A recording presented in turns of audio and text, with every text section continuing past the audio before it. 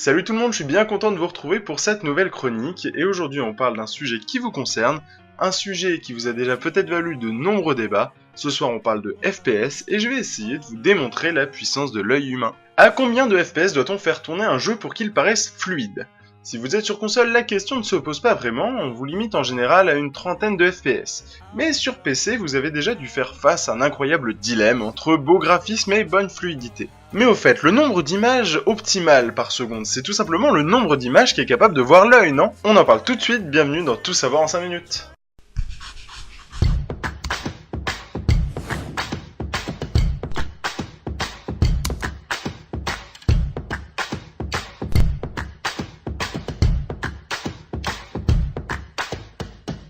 En vous baladant sur les forums ou en posant la question autour de vous, certaines personnes vous répondront qu'il ne sert à rien de faire tourner un jeu à 60 images par seconde, l'œil n'étant de toute façon pas capable de voir plus de 24 images par seconde. Eh ben, c'est complètement faux. Déjà parce que l'œil ne voit pas en images par seconde. Au fond de votre œil, il y a la rétine, et l'image du monde qui vous entoure est formée dessus par des photons qui entrent dans votre œil.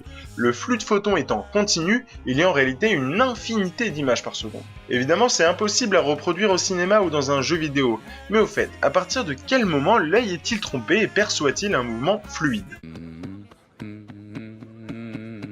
Quand on regarde un film au cinéma par exemple, l'action nous apparaît quand même assez fluide.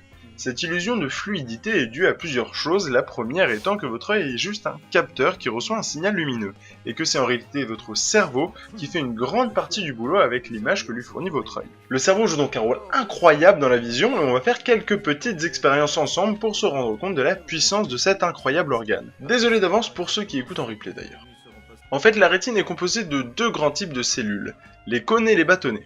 Les cônes sont responsables de la vision colorée et les bâtonnets sont responsables de la vision en noir et blanc.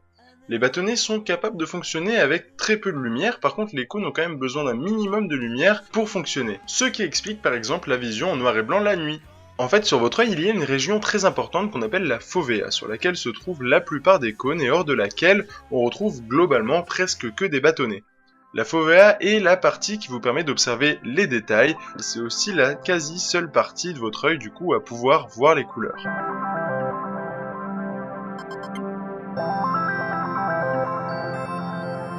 En gros, la vision périphérique est assurée quasiment que par des bâtonnets et elle est donc quasiment en noir et blanc. Pourtant, je suis presque sûr que vous êtes persuadé d'y voir de la couleur. C'est grâce au travail incroyable que votre cerveau réalise pour recolorer plus ou moins la zone. Petite expérience encore, les photons qui rentrent dans votre œil traversent d'abord le cristallin qui retourne l'image un peu comme une lentille avant qu'elle arrive à votre rétine. L'image arrive donc à l'envers à votre cerveau et pourtant votre cerveau corrige ça en retournant l'image. Classique ? C'est vrai. Mais saviez-vous que dans les années 50, un scientifique du nom de Harrisman fit une expérience assez étonnante. Il fit porter à un de ses élèves des lunettes qui retournaient l'image. L'élève voyait donc à l'envers et au début autant vous dire qu'il galère.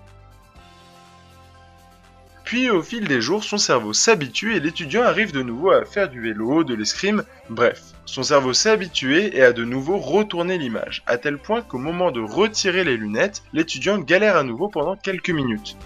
Autre chose étonnante, votre rétine contient une région particulière sur laquelle il n'y a aucun capteur. On l'appelle le point aveugle, c'est donc un endroit où l'on ne voit rien. Il est dû à un endroit où le nerf optique vient se brancher sur l'œil, et pourtant je suis à peu près sûr que vous ne voyez pas ce point aveugle. Et pourtant il est bien là. Si vous voulez vous en assurer, voici une petite expérience. Fermez votre œil gauche et mettez-vous bien face à l'écran. Avec votre œil droit, regardez le rond, avancez ou reculez légèrement et vous allez voir un moment le carré disparaître complètement. Et pourtant vous ne voyez pas un trou dans votre vision, mais la couleur blanche du fond, car votre cerveau est là pour corriger l'image.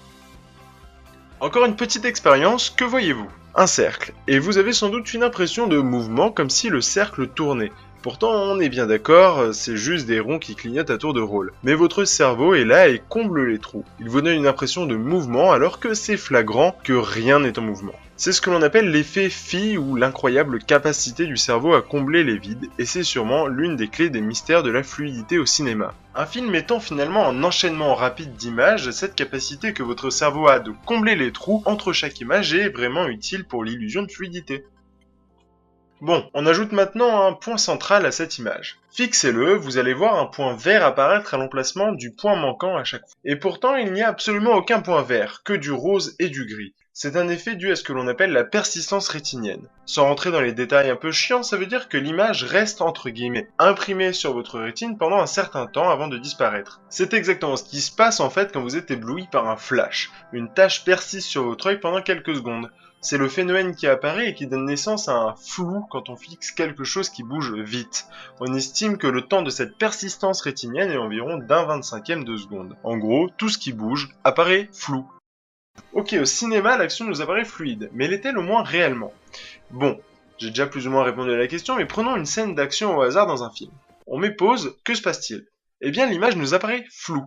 C'est dû au motion blur ou flou cinétique que l'on obtient par exemple avec un temps d'exposition plus ou moins long. Je ne pense pas qu'on diffuse en 60 fps dans l'émission, mais n'hésitez pas à aller voir la vidéo en replay. Voilà 2 balles. Celle du haut est à 60 fps sans flou de mouvement et elle apparaît parfaitement fluide. Celle du bas est à 30 images par seconde et elle apparaît fluide aussi, mais elle dispose d'un flou de mouvement. Si d'un seul coup on décide de supprimer ce flou de mouvement, l'œil va alors voir une image nette se déplacer point par point, ce qui réduit considérablement l'impression de fluidité. Si au cinéma on peut faire ce flou de mouvement, c'est en revanche beaucoup plus compliqué dans les jeux vidéo, car l'ordinateur ne calcule pas d'images floues. Même s'il existe des options dans les menus pour le rajouter, si on ajoute un flou complètement artificiel, on y perd à plein de niveaux. Car, et c'est pas moi qui vais vous l'apprendre, le jeu vidéo est un média où l'on est en constante immersion et il est super important d'être capable de percevoir des détails et de réagir très vite. Bref, on ne joue pas aux jeux vidéo comme on regarde un film et la meilleure façon d'obtenir une fluidité maximum étant d'avoir le plus d'images par seconde possible. Et dans certains cas, comme la réalité virtuelle par exemple, il faut carrément 120 fps pour permettre une immersion suffisante.